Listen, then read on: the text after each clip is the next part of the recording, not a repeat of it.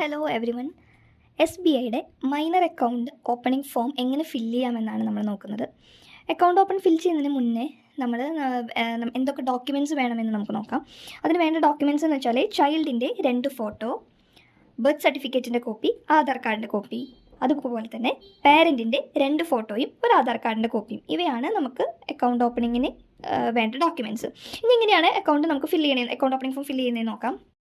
Next page എന്ന് വെച്ചാൽ customer information ഷീറ്റാണ്. കസ്റ്റമർ ഇൻഫോർമേഷൻ ഷീറ്റ് ചൈൽഡിൻ്റെ ഡീറ്റെയിൽസ് ഫില്ല് ചെയ്യാനും അതുപോലെ തന്നെ മറ്റൊരു കസ്റ്റമർ ഇൻഫോർമേഷൻ ഷീറ്റ് പാരൻറ്റിൻ്റെ ഡീറ്റെയിൽസ് ഫില്ല് ചെയ്യാനാണ്. ഇനി ചൈൽഡിൻ്റെ എന്തൊക്കെയാണ് ഡീറ്റെയിൽസ് ഫില്ല് ചെയ്യുന്നത് നോക്കാം. ചൈൽഡിൻ്റെ പേര്, ഇവിടെ പേഴ്സണൽ ഡീറ്റെയിൽസ് മുതൽ ഫില്ല് ചെയ്താൽ മതിയാകും. അതിൽ ചൈൽഡിൻ്റെ പേര് ക്യാപിറ്റൽ ലെറ്ററിൽ ആധാർ കാർഡിലുള്ളത് പോലെ തന്നെ എഴുതി. ഇവിടെ അബ്ദുൾ ലത്തീഫ് എന്നുള്ള പേര് എഴുതുക. ഡേറ്റ് ഓഫ് ബർത്ത് എഴുതുക. ആധാർ കാർഡിലെ പൂർണ്ണമായ ഡേറ്റ് ഓഫ് ബർത്ത് ഇല്ലെങ്കിൽ നിങ്ങൾ ബർത്ത് സർട്ടിഫിക്കറ്റിൽ ഡേറ്റ് ഓഫ് ബർത്ത് എന്താണോ അത് നോക്കി എഴുതാൻ ശ്രദ്ധിക്കണം.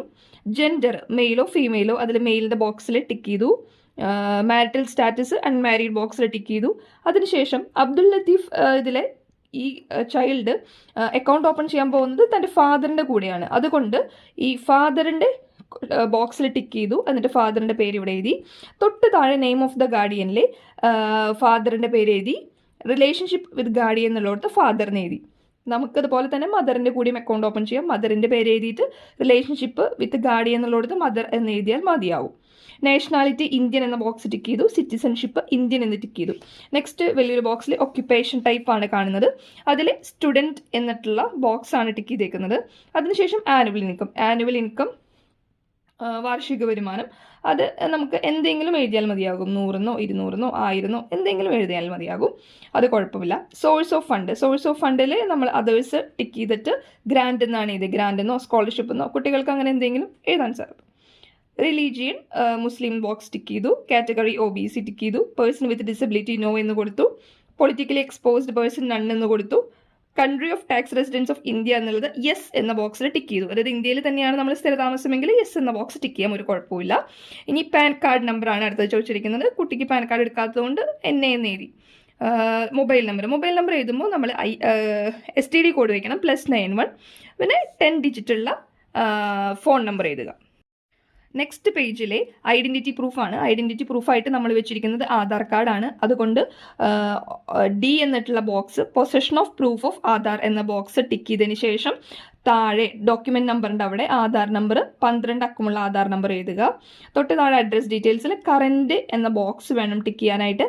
തൊട്ട് താഴെ അഡ്രസ് ടൈപ്പിൽ റെസിഡൻഷ്യൽ ടിക്ക് ചെയ്തതിന് ശേഷം അഡ്രസ്സ്, കംപ്ലീറ്റ് അഡ്രസ്സ് എഴുതണം. അതിൽ എഴുതുമ്പോൾ ശ്രദ്ധിക്കേണ്ട കാര്യം എന്ന് വെച്ചാൽ വില്ലേജ് എഴുതണം, ഡിസ്ട്രിക്റ്റ് എന്താണെങ്കിൽ എഴുതണം, പിന്നെ എഴുതണം country name India, state Kerala. അതിന് തൊട്ട് താഴെ അഡ്രസ് ഡീറ്റെയിൽസിൽ നമ്മൾ same as current or overseas address എന്ന ബോക്സ് ടിക്ക് ചെയ്യുക. തൊട്ട് താഴെ ഇവിടെ ചൈൽഡിൻ്റെ ഫോട്ടോ ഒട്ടിക്കുക. ഇവിടെ ഈ ബോക്സിൽ സൈൻ ചെയ്യേണ്ടത് പാരൻ്റാണ്, പാരൻറ്റിൻ്റെ സൈൻ ചെയ്യുക.